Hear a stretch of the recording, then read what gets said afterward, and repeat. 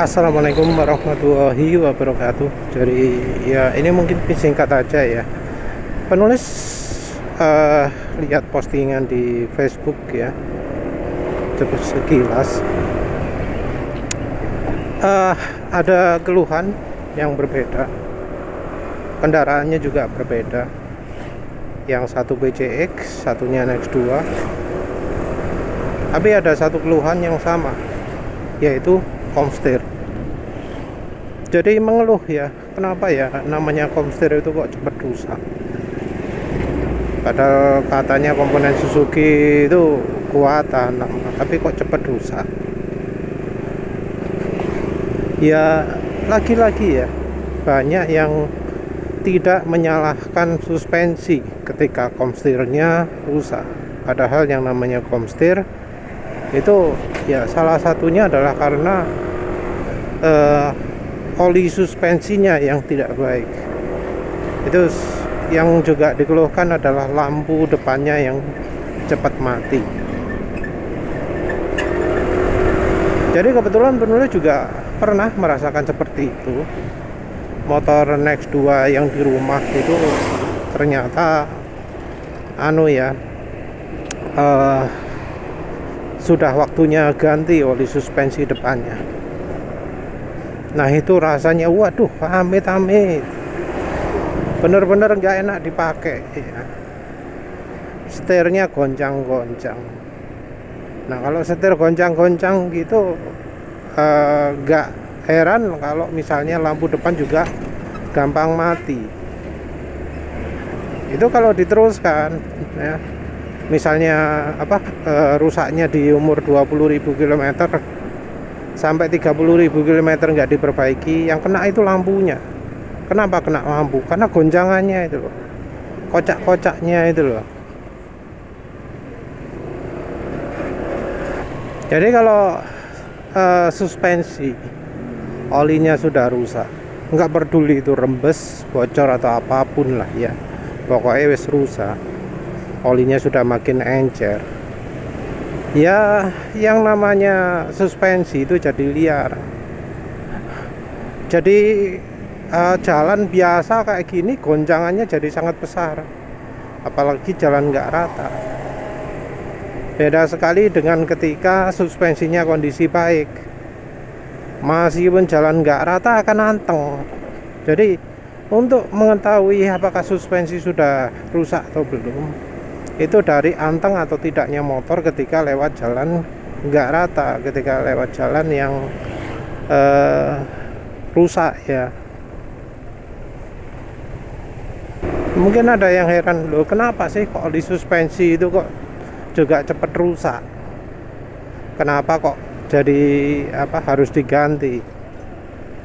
Ya karena yang namanya oli suspensi itu fungsinya adalah sebagai penghambatnya ya. Jadi yang menghambat gerakan suspensi, yang ngerem gerakan suspensi itu adalah bagian olinya. Untuk menghambat gerakan suspensi ini ada yang namanya valve ya. Jadi oli akan dipaksa melewati valve-nya ini. Karena lubangnya kecil, maka terbentuk hambatan.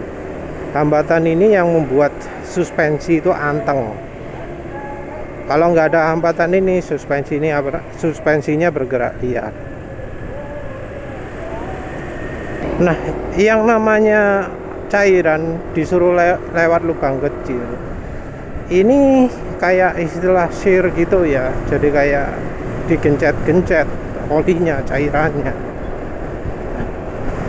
Apalagi kecepatannya juga kan termasuk tinggi ya. Namanya pergerakan suspensi kan 1 detik ada berapa gerakan gitu ya. Kalau jalan kalem mungkin ya cuma 2 atau 1 kali gerakan per detik. Tapi kalau sudah jalan nggak rata kan ya lebih sering lagi, bisa 4-5 kali kecepatannya.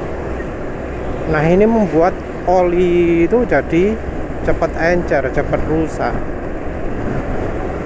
Bukan karena panas ya, tapi karena kocokan-kocokan itu olinya rusak. Kalau sudah rusak, ya wes, nggak bisa bekerja lagi. Kalau nggak percaya ya, coba deh cek warna oli ketika olinya di drain. Oli yang asli itu warnanya merah, seringnya warna merah atau ya warna kuning lah wes. Kalau oli sudah rusak itu warnanya apa? Coklat. Tapi oli suspensi ketika di drain seringnya kondisinya gimana? Ada yang warna abu-abu, ada yang warna putih, ada yang warna hitam. Mana itu jelas tanda bahwa olinya sudah rusak ya. Itu ciri fisiknya. Tapi tentu kalau nggak dituang nggak akan kelihatan. Ya kita itu melihat dari perilaku motornya. Kalau gerakan suspensinya liar, cepat sekali gerakannya, nggak ada ngeremnya sama sekali. Nah itulah saat olinya perlu diganti oli suspensi. Kalau nggak diganti ya itu tadi wes, lampu mati, lampu depannya cepat mati, komstirnya jadi oblak. Karena memang kalau sudah nggak ada hambatannya suspensi, gerakannya bisa sangat kuat sekali sehingga merusak komstir. Hal yang sama juga terjadi di suspensi belakang. Cuma suspensi belakang itu nggak bisa sekedar ganti oli ya, namanya itu servis, dan biaya servis itu mahal. Untuk beberapa motor tertentu malah lebih murah beli lagi ya, daripada servis. Kadang juga tukang servisnya yo gak kena ya. Ya wes lah, itu saja. Terima kasih udah menonton. Assalamualaikum warahmatullahi wabarakatuh.